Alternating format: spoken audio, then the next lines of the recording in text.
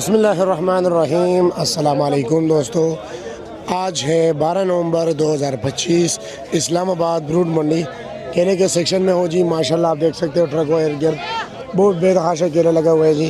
ये केला जो है ना, ये अफ़गानिस्तान के लिए पैक हुआ था, जो हमारे यहाँ के एक्सपोर्टर जो है ना एक्सपोर्ट करते हैं जी, लेकिन बॉर्डर बंद होने की वजह से ये यहाँ पर आया जी।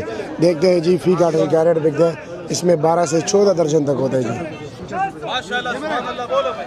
मेरा कौन सा ये 2300 2200 2000 19 18 17 16.5 1600 रुपया रास्ता काट दे बंद नहीं कर 1600 वीवीआईपी 1600 16 15.5 1400 रुपया 1500 रुपया 15 14.5 1400 अच्छा 1300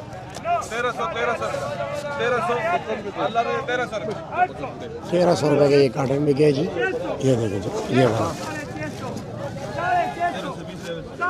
ये देखते हैं जी, लुंगर क्या रेट बिकते हैं जी।